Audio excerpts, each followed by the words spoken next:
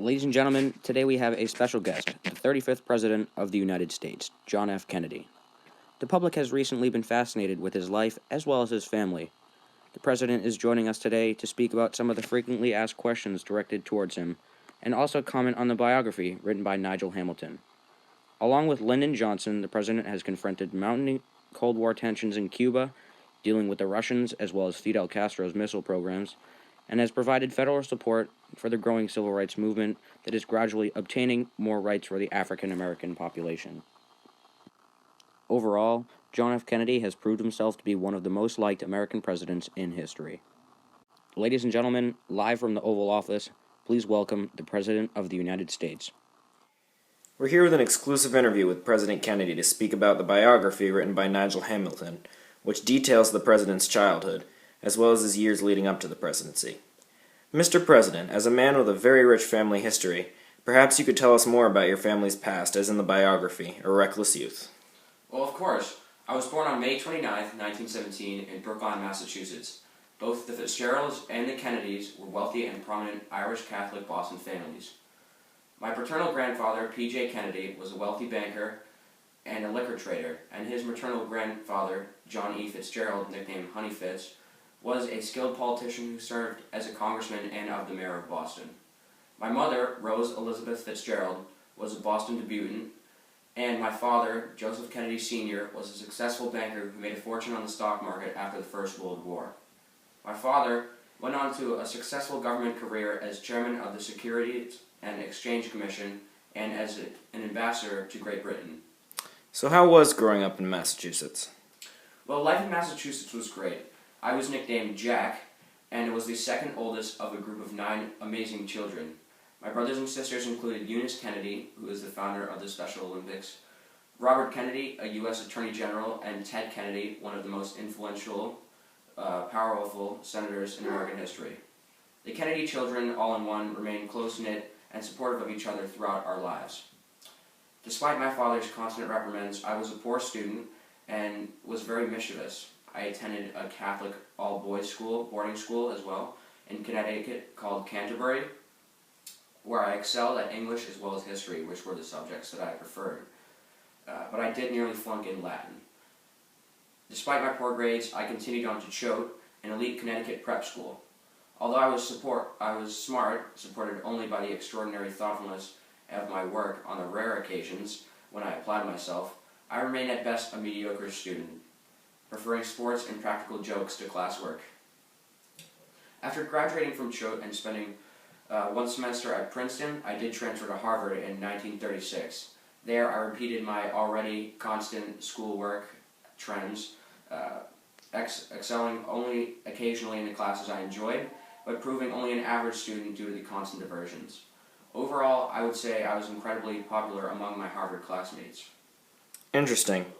The novel goes into detail about how you spent time serving our country in the Navy. So can you tell us more about that time in your life? Yes. Shortly after graduating Harvard, I joined the U.S. Navy and was assigned to command a patrol boat, also known as PT-109, in the South Pacific. On August 2nd, 1943, PT-109 was rammed by a Japanese warship and split into 2. 2 of our sailors died, and I badly injured my back hauling another sailor by his life vest onto the island. I did lead the survivors to this nearby island, where we were rescued 6 days later. The incident earned me the Navy and Marine Corps Medal for extremely heroic conduct and a Purple Heart for the injuries that I suffered. However, my older brother Joseph Kennedy Jr., who had also joined the Navy, was not so fortunate. A pilot, he died when his plane was shot down in August 1944. So how did your brother's death affect your family as well as your ambitions as a young man? Joe had been chosen by our father as one of the children he would see as someone who would become the President of the United States.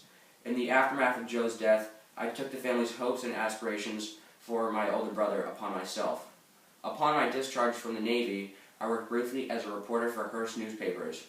Then, in 1946, at the age of 29, I decided to run for House of Representatives from a working-class district of Boston, a seat being vacated by Democrat James Michael Curley. Bolstered by my status as a war hero, my family connections, as well as my father's money, I won the election handily.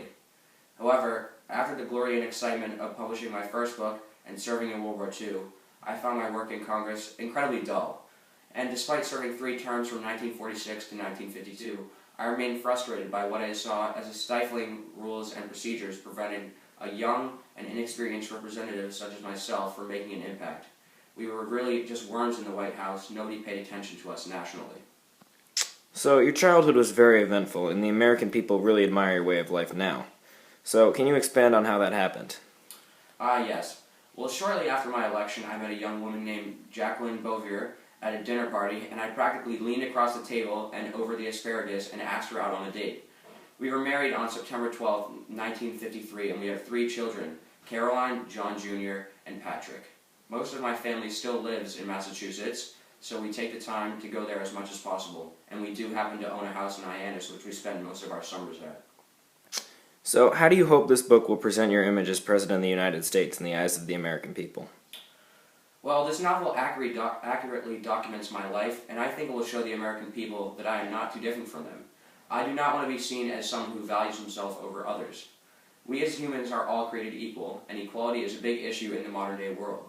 The civil rights movement is causing tensions to resurface that were last time seen during the Civil War era, and the world as we know it today is experiencing global conflicts, from the space race to the war in Vietnam.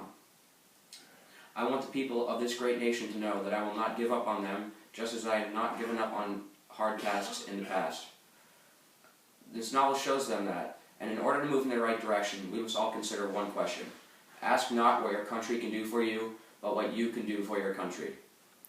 Well, thank you for your time, Mr. President. I'm sure many people will be interested in this book. My pleasure. Thank you very much. If America is willing to listen, I have some more interesting facts that you may want to know about me that are shown in this biography of my life. I have won a Pulitzer Prize for my first written novel, Why England Slept, in 1957, and I wrote the novel at age 22. I donate my congressional and presidential salaries to charity. I was very fortunate to have had a father who helped me so much along the way as far as finances go, and I would like to give back to the community as much as possible. I proposed a joint Soviet mission to the moon to try to bring our 2 countries together. I saw the high cost of the space program and thought that we could combine our efforts with the Russians. I felt as though man's first flight to the moon shouldn't be a matter of national competition.